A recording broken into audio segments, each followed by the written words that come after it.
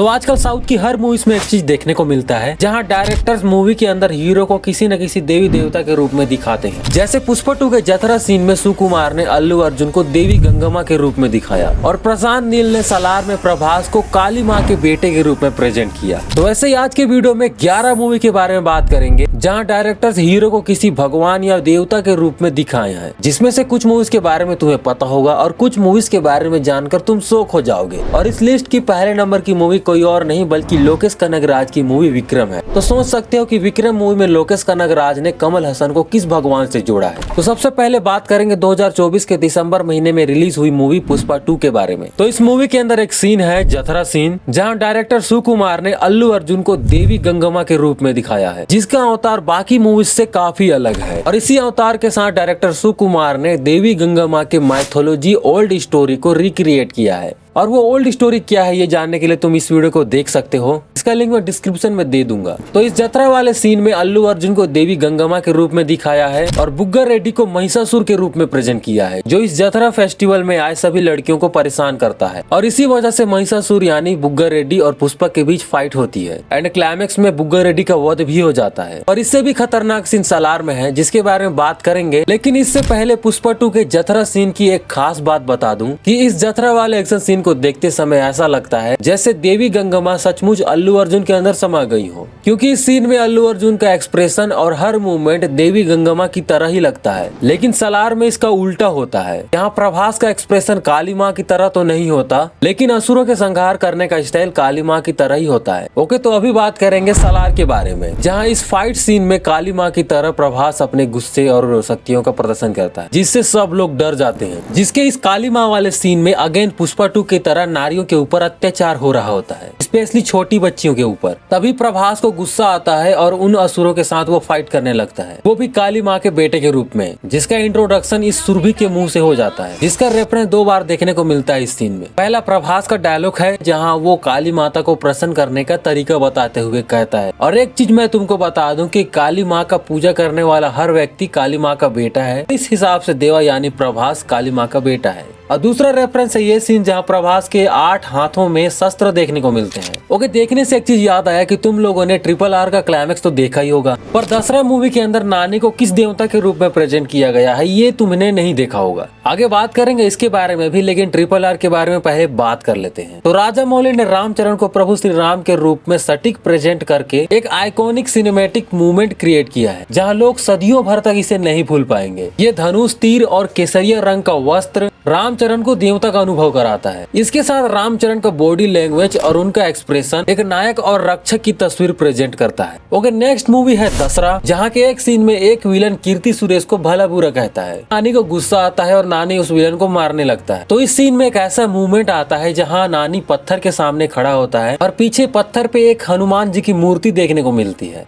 और इससे हमको ये पता चलता है कि नानी को हनुमान जी से कनेक्ट किया गया है। और वैसे भी मूवी का नाम दशहरा है और इसमें रावण जैसा एक विलन भी है, तो हनुमान जी का होना तो संभव ही है। लेकिन अभी मैं जिस मूवी के बारे में बात करने वाला हूँ उसके लिए मैं खुद कंफ्यूज हूँ कि ये कैसे संभव हो गया। तो बेसिकली इस मूवी में 2 भगवान के अलग अलग अवतारों की कहानी को हीरो के साथ मर्ज कर दिया गया है, और ऐसा करने वाला डायरेक्टर कोई और नहीं बल्कि SS राजामौली ही है, जिसने अपने बाहुबली सीरीज के अंदर 2 भगवान को प्रेजेंट किया है। सबसे पहला वाला बाहुबली, जिसका नाम अमरेंद्र बाहुबली होता है, इसे राजामौली ने भगवान विष्णु के कुछ अवतारों की कहानी के साथ दिखाया है। जैसे भगवान श्री कृष्ण का एक मामा था जिसका नाम कंस था, वो श्री कृष्ण को मारना चाहता था। ठीक वैसे ही अमरेंद्र बाहुबली का एक मामा था जिसका नाम कटप्पा था, वो भी इस मूवी के अंदर अमरेंद्र बाहुबली को मार देता है। एंड दूसरी चीज, प्रभु श्री राम अपने राजपाट को छोड़कर माँ सीता के साथ वनवास चले जाते हैं, वैसे ही अमरेंद्र बाहुबली अपना राजपाट छोड़कर अपनी पत्नी के साथ वनवास यानी राज्य से बाहर गांव में रहने आता है। दूसरे बाहुबली यानी अमरेंद्र बाहुबली का बेटा शिवा को राजामौली ने भगवान शिव के रूप में प्रेजेंट किया है, जिसका रेफरेंस हमें 2 बार देखने को मिलते हैं इस मूवी के अंदर। पहला सीन जब शिवा शिवलिंग को उठाता है, तब इस सॉन्ग के माध्यम से हमें भगवान शिव के बारे में इंट्रोडक्शन देखने को मिलता है। लेकिन ये भगवान शिव के इंट्रोडक्शन के साथ साथ इस शिवा का भी इंट्रोडक्शन होता है। और दूसरा रेफरेंस बाहुबली 2 के क्लाइमेक्स के फाइट सीन में देखने को मिलता है, जहाँ फाइट के दौरान भल्लाल देव शिवा का छाती को चीर देता है। तब एक मूवमेंट देखने को मिलता है जहाँ भल्लाल देव शिवा को एक लात मारता है और शिवा शिवलिंग के पास जाके गिरता है। एंड इसी सीन में हमें शिवा को शिव होने का प्रमाण भी देखने देखने को मिलता है। जब कैमरा शिवा की आंखों पर फोकस होता है तब शिवलिंग की तीसरी आंखें भी इस फ्रेम में होती है और इससे ये पता चलता है कि शिवा ही शिव है। और दूसरी चीज, शिवा जब अपने छाती के घावों के ऊपर भस्म को लगाता है, क्योंकि शिव जी स्वयं अपने शरीर के ऊपर भस्म लगाते हैं। यही दोनों रेफरेंस काफी अच्छे लगते हैं।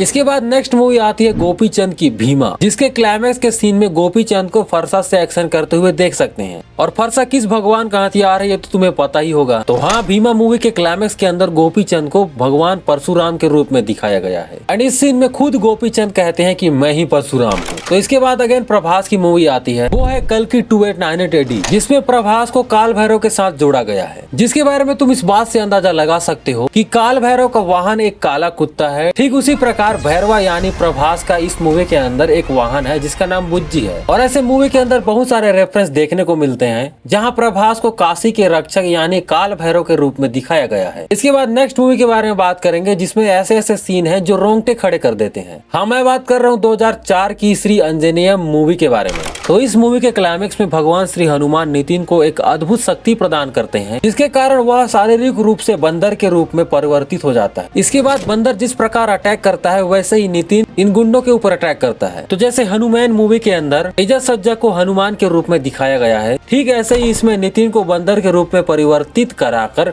हनुमान से जोड़ा गया है। इसके बाद नेक्स्ट मूवी आती है जिसके क्लाइमेक्स के एक्शन सीन में डायरेक्टर श्रीनु ने नंदमुरी बालकृष्ण को भगवान शिव के रूप में दिखाया है। तो क्लाइमेक्स के साथ इंटरवल वाले फाइट सीन में भी बहुत सारे रेफरेंस देखने को मिलते हैं, जैसे ये पहिया उठाने वाला सीन बालकृष्ण को डायरेक्ट शिव से जोड़ रहा है। ओके, नेक्स्ट मूवी आती है अजय देवगन की, जिसके प्री क्लाइमेक्स में एक एक्शन देखने को मिलता है। तब अजय देवगन को हम भगवान शिव के रूप में महसूस कर सकते हैं। एंड इस मूवी के डायरेक्टर और हीरो दोनों खुद अजय देवगन ही है, जिसका नाम है भोला। एंड लास्ट में बात करेंगे लोकेश कनगराज की विक्रम मूवी के बारे में, जहां डायरेक्टर लोकेश कनगराज ने कमल हसन को भगवान कल्कि के रूप में दिखाया है। हाँ, मानता हूँ इसमें कल्कि भगवान का कोई रेफरेंस या फिर कोई पर्टिकुलर सीन देखने को नहीं मिलता, लेकिन मूवी के अंदर खुद कमल हसन कहते हैं कि ये आरंभ है अंत का, और इसका मतलब ये होगा कि कलयुग के अंत में कलयुग के ही अंत का आरंभ होगा। और हम सबको पता है कि कलयुग के अंत में कौन से भगवान आने वाले हैं। और वैसे भी कमल हसन मूवी के अंदर हो रहे गलत काम को रोकना चाहते हैं या खत्म करना चाहते हैं, और भगवान कल्कि जब इस दुनिया में आएंगे तब वो गलत काम को खत्म ही करेंगे, जिससे दोनों का मोटिव सेम है। और उस हिसाब से हम कमल हसन को भगवान कल्कि के रूप में देख सकते हैं। कमल हसन भगवान कल्कि हो सकते हैं तो इसमें हनुमान जी कौन होंगे, कमेंट में बताओ। और साथ में ये भी बताना कि तुम्हारा कौन सा मूवी फेवरेट है इस लिस्ट का।